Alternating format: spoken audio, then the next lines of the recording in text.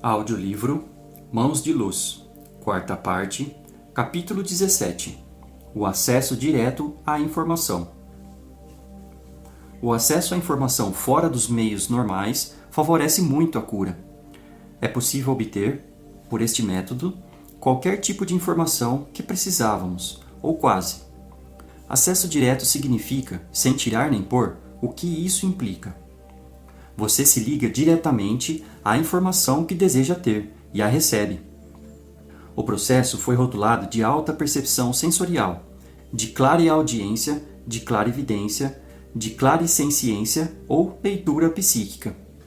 Examinemos com mais clareza a exata natureza do processo. A informação que lhe chega através dos seus 5 sentidos, rotulados tradicionalmente de visão, tato, paladar, audição e olfato. A maioria das pessoas desenvolveu, mais do que aos outros, alguns desses meios de acesso à informação. Seus processos internos de pensar, de sentir e de ser têm muito a ver com os seus modos de obter informações, como os programadores neurolinguísticos Richard Bandler e John Grinder afirmaram em seu livro Frogs to Princess.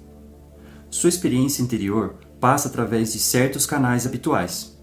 Você pode trabalhar essencialmente com uma combinação de processos visuais e sinestésicos ou auditivos e sinestésicos, ou visuais e auditivos. Todas as combinações são possíveis. Usam-se combinações diferentes para diferentes processos internos. Você pode saber se pensa ou não, antes de tudo, através de imagens, sons ou sentimentos. Recomendo-lhe que o descubra, porque o modo com que você se utiliza dos sentidos normais é o que eu lhe recomendo para aprender a desenvolver a sua alta percepção sensorial. Se me dá um nome, por exemplo, primeiro ouço o nome, depois procuro sinestesicamente em todas as direções, até sentir que está sendo feita uma conexão com essa pessoa. A partir desse ponto, vejo imagens e ouço informações a respeito da pessoa nomeada. Alguns anos atrás, eu não teria podido fazê-lo. O primeiro alto sentido que desenvolvi foi o sinestésico. Passei muitas horas fazendo psicoterapia do corpo, tocando pessoas e seus campos de energia. Dali a pouco, o meu discernir mudou-se em ver. Comecei a ver coisas correlacionadas com o que sentia. Depois de muita prática, comecei a ouvir informações. Cada um desses modos de acesso pode ser aprendido por intermédio de exercícios e meditações.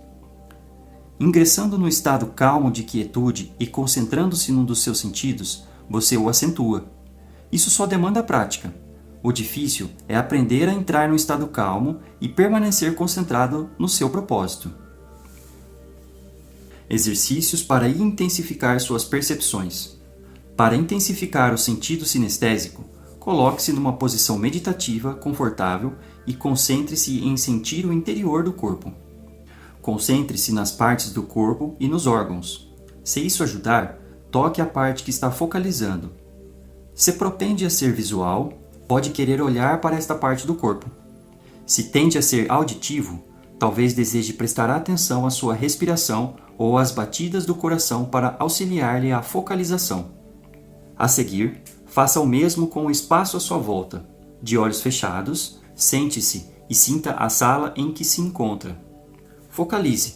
Procure alcançar ou sorria para localizações ou objetos diferentes na sala. Precisando de ajuda, abra os olhos ou toque os objetos da sala. Depois volte a sentar-se e a sentir simplesmente. Agora, faça um amigo conduzi-lo, de olhos vendados, a uma sala que não lhe é familiar. Sente-se e sinta o espaço sinestesicamente da mesma maneira que sintonizou com seu corpo. O que aprendeu a respeito da sala? Desvende os olhos e verifique. Faça o mesmo em relação a pessoas, animais e plantas. Para intensificar o sentido visual, sente-se outra vez para meditar e, de olhos fechados, examine o interior do seu corpo. Se lhe for difícil fazê-lo, descubra o sentido que o ajudará. Toque a parte ou preste atenção aos seus processos internos até conseguir uma imagem deles. Agora, faça o mesmo com a sala. Primeiro, de olhos abertos, examine-lhe os pormenores. Em seguida, fechando os olhos, crie uma imagem da sala na mente. Vá depois para uma sala com a qual não está familiarizado e comece com os olhos fechados. O que pode ver? Lembre-se de que estamos falando em percepção visual. Isso difere do processo de visualização, ato criativo em que você visualiza o que deseja criar. Para intensificar o sentido auditivo, sente-se para meditar. Preste atenção ao interior do seu corpo. Mais uma vez, se precisar de ajuda com esse sentido, põe a mão na parte para a qual está atentando e sinta, ou olhe para ela. Depois, saia para o exterior e preste atenção a todos os sons à sua volta. Na mata, por exemplo, começará a ouvir o sincronismo dos sons, que juntos compõem uma sinfonia. Preste uma atenção ainda maior. O que mais pode ouvir? Sons que não existem?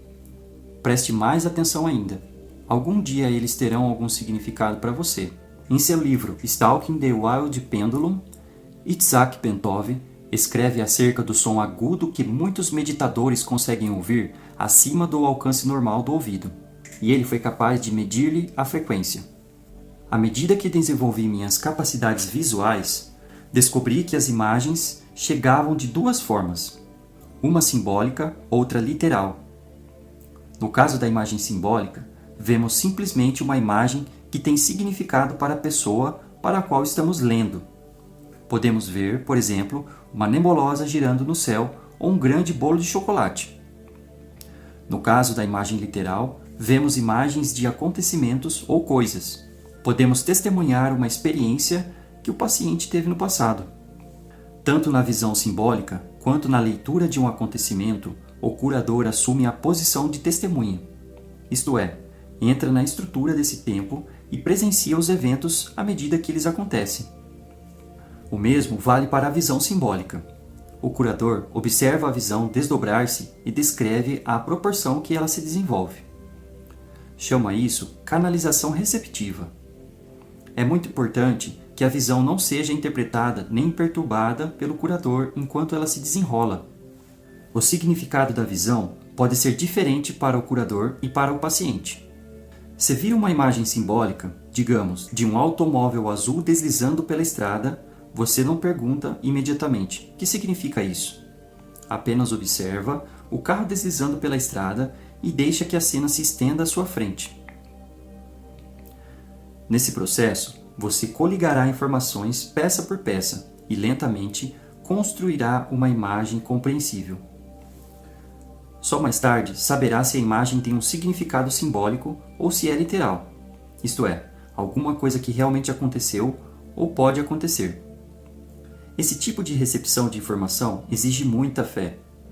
Você pode levar de meia hora a uma hora para conseguir a imagem e fazer dela alguma coisa compreensível.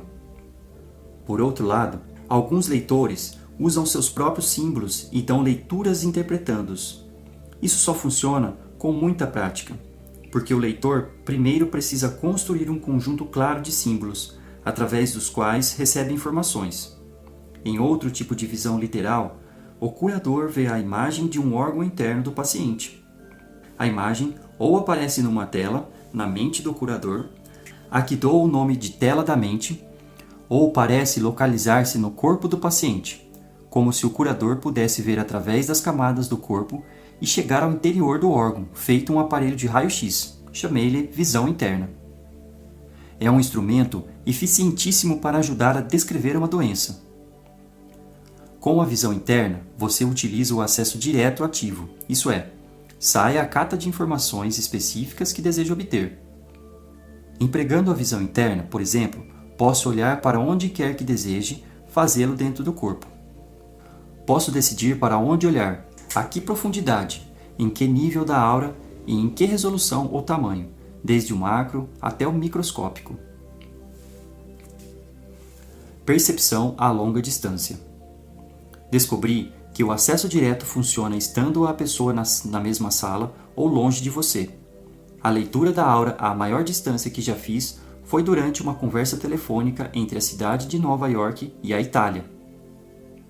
Neste ponto da minha experiência, minhas leituras a longa distância parecem bem exatas, mas os tratamentos não são tão eficazes como quando estou na sala com a pessoa. Acesso direto e precognição. Em muitas ocasiões, as pessoas têm feito ao meu guia perguntas relativas ao futuro. Ele sempre responde dizendo ser possível falar sobre a provável realidade futura, mas não sobre realidades futuras absolutas, porque todos temos livre-arbítrio para criar o que desejamos no porvir. Também declara que não fará predições, mas depois, muitas vezes, se adianta e responde a pergunta formulada. Até agora, a maioria desses futuros possíveis se concretizou. Heian, por exemplo, disse a alguém que talvez lhe interessasse entrar em contato com as organizações das Nações Unidas para ali trabalhar. Depois disso, a pessoa recebeu 2 convites para trabalhar na ONU. Outra pessoa ficou sabendo que poderia ver-se envolvida com o serviço diplomático do México e que faria um contato quando estivesse passando as férias em Portugal. Dito e feito. A outros foi declarado que precisavam terminar certas coisas em sua vida, porque provavelmente teriam de se mudar-se. Estão se mudando agora, se bem não tivesse pensado nisso antes. No início de determinado tratamento, disseram-me que a paciente era portadora de um câncer e ia morrer. Morreu. Ninguém suspeitava disso quando ela se apresentou para o tratamento, e o câncer foi só descoberto depois de 4 exames, cerca de 4 meses depois. Os resultados dos exames mostraram a mesma forma, o mesmo tamanho e a mesma localização do tumor que eu vira por meio da visão interna. É claro que eu fiquei muito perturbada quando a informação me chegou.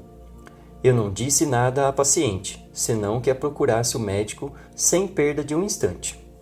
Infelizmente, eu não tinha acesso a ele. Experiências como esta suscitam questões sobre a verdadeira extensão da responsabilidade do curador, o que será discutido mais tarde nesse livro. A melhor mensuração do processo de acesso direto à informação é o trabalho feito sobre visão remota por Russell Targ e Harold Putfeld, do Instituto de Pesquisa de Stanford, os quais descobriram que um vigia no portão do laboratório em Stanford podia desenhar um mapa muito preciso da localização de certo grupo de pessoas enviadas a vários lugares pré-determinados. Targ e Puthoff encetaram suas experiências com físicos conhecidos e depois descobriram que, fossem quais fossem, as pessoas escolhidas por eles, até as mais céticas, poderiam fazê-lo. Acredito que o que eu faço é muito parecido com isso, só que aplicado à cura das pessoas. Em resumo, tenho para mim que a maioria dos indivíduos pode utilizar alguma espécie de acesso direto às informações na sua vida cotidiana. Que informação pode ajudá-lo a exercitar melhor a sua profissão? Você provavelmente o perceberá fazendo uso da própria percepção sensorial superior. Tudo isso é outra maneira de dizer que o ser humano tem muitas maneiras de receber informações e orientação, bastando-lhe, para tanto, solicitar a informação e a orientação ou abrir-se para recebê-las. O acesso direto a informações tem muitas implicações para o futuro. Se nós, como espécie, estamos aprendendo a obter informações, como sugere a evidência, isso influirá em todo o nosso sistema educacional e, evidentemente, na sociedade em que vivemos. Iremos à escola não só para aprender a raciocinar por dedução e indução, para colher informações e intensificar a memória, mas também para aprender a obter acesso instantâneo ao que quer que desejamos saber. Em lugar de passar horas decorando coisas, aprenderemos a ter acesso à informação já armazenada na memória do campo da energia universal. Em termos esotéricos, a essa armazenagem de informações dá-se o nome de registros akáshicos, que são a impressão energética fixa, dentro do holograma universal, de tudo o que já aconteceu ou já se conheceu. Nesse tipo de função do cérebro, a informação não se armazena em nossa mente, simplesmente se lhe acrescenta.